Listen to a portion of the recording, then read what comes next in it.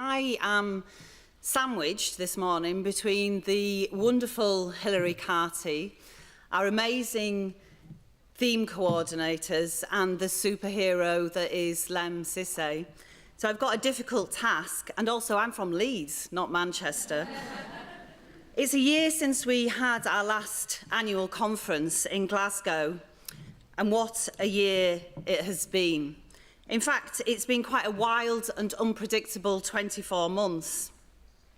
So I want to look at what's happening outside our small sector, outside of museums, and examine the troubled times that we live in and how museums are responding.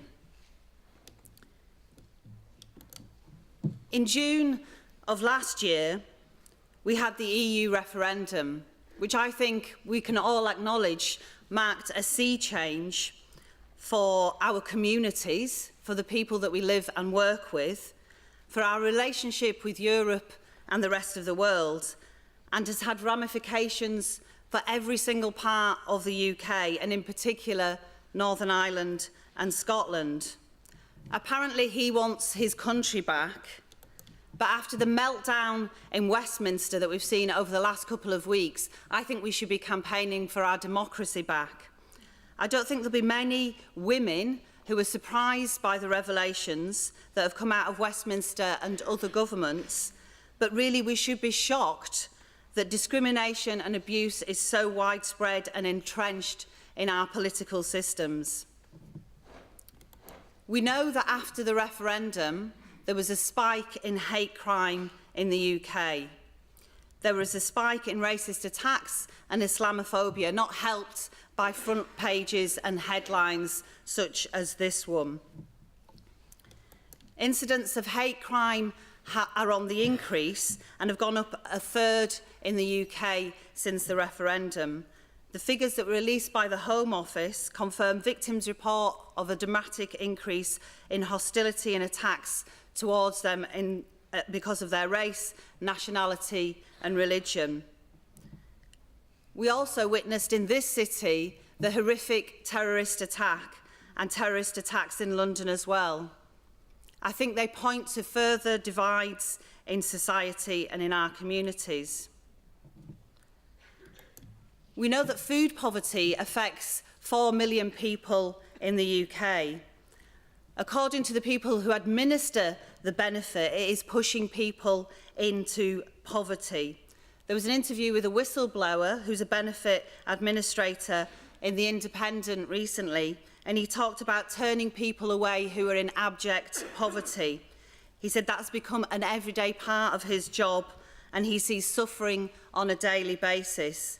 He said, we often have to tell claimants that the state cannot support them anymore, even if they have weeks until the next payment and they have young children to feed. Social isolation in the UK is rife. According to research, 40% of older people say that the television is their main source of company. I just think that's an absolutely heartbreaking statistic. But we're not isolated from the impacts of climate change. There were headlines on the news about climate change this morning. And it's not just something that causes upset or displacement or inconvenience. Last month, a report was published by the UN Climate Change Organisation and published in The Lancet, which outlined how climate change is impacting the health and welfare of millions of people across the world. It's contributing to the spread and the sources of infectious diseases and also the increase in malnutrition and hunger.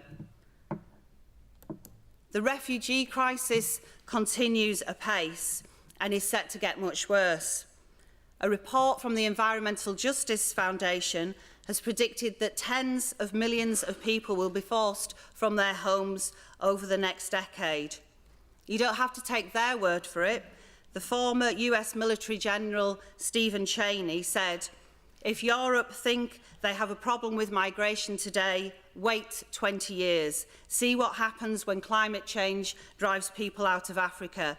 And we're talking now not just of 2 million, but 10 or 20 million people. And they are not going to South Africa, they are going across the Mediterranean. A consequence of the refugee crisis will be more people forced into modern slavery. A government-commissioned report published in October of this year found a 300% increase in the number of victims of modern slavery. So what will our global leaders' response to these events be? Will it be more denial, more walls, more borders, more bans? Let's look how Trump responded to the events in Charlottesville. And let's remember that his election was greeted enthusiastically by the Ku Klux Klan. After Charlottesville, he condemned the hatred and bigotry and violence on many sides. On many sides.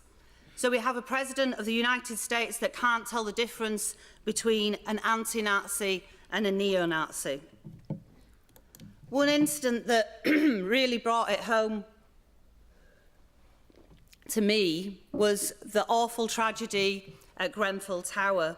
I think it exposed the housing poverty in one of the richest countries in the world. This image is the pinned tweet of Khadija Say, who worked at London Transport Museum. She's an artist and a photographer, a museum detox activist and a campaigner.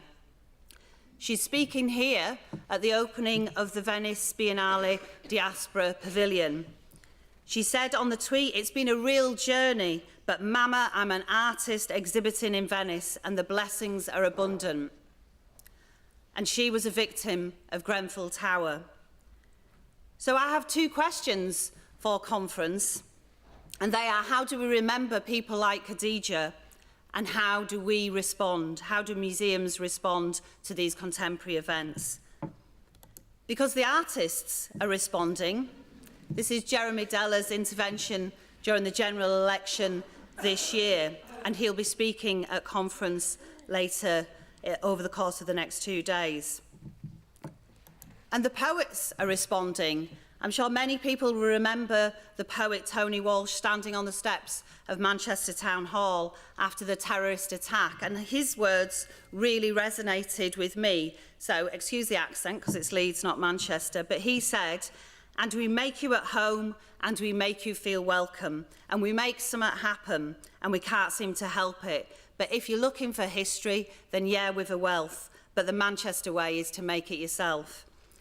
And I thought, when he said that, that's what great museums do. They enable people to explore their history, to create their own stories. They help us understand the past and the present, and they can help us shape the future. So the athletes are responding to contemporary events, campaigning for equality and justice. The filmmakers are responding and exposing the reality of life for some people living in 21st century Britain. And even the craft workers are responding. But it's not just the artists and the poets and the filmmakers that are stepping out of the comfort zone and making us think. Museums are addressing a host of contemporary events and fostering reflection, debate and critical thinking. After Grenville Tower, the Museum of Homelessness wrote a blog entitled "Enough is Enough." And in that blog they said the devastating tragedy at Grenville Tower was one which could have been avoided. Our thoughts are with those affected, and we will do what we can to help in the aftermath. We're aware through our research and that of our partners that ordinary people have been cleansed out of social housing in London, often being moved to appalling accommodation. Now, in Kensington and Chelsea, through negligence, people have lost their lives in housing that was meant to transform them. And it's not just museums like the Museum of Homelessness that are responding.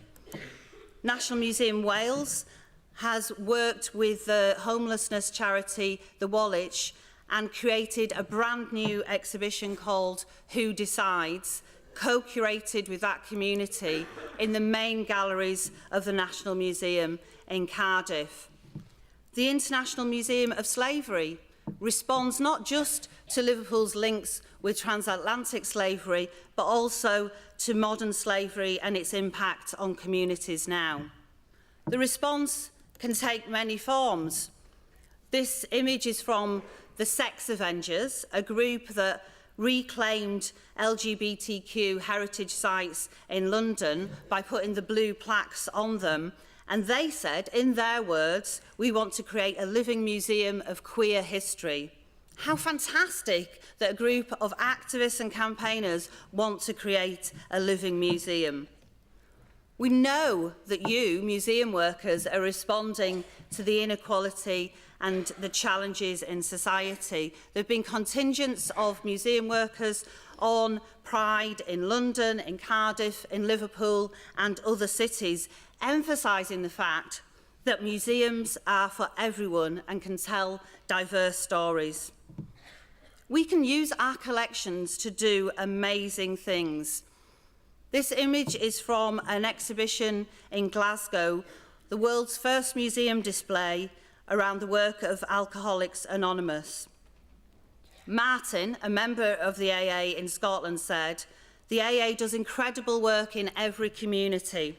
As a member, I'm honoured to have helped to put this exhibition together. I hope anyone who sees it and feels they could benefit will come along to a meeting, will take that first, often daunting step. I'm eternally grateful that I did, and I'm delighted to see the display open in such a prestigious building as Kelvin Grove." We know over the course of this conference we'll hear from Francesca Martinez, who took part in Exceptional and Extraordinary, examining the way that society views difference using the collections of medical museums.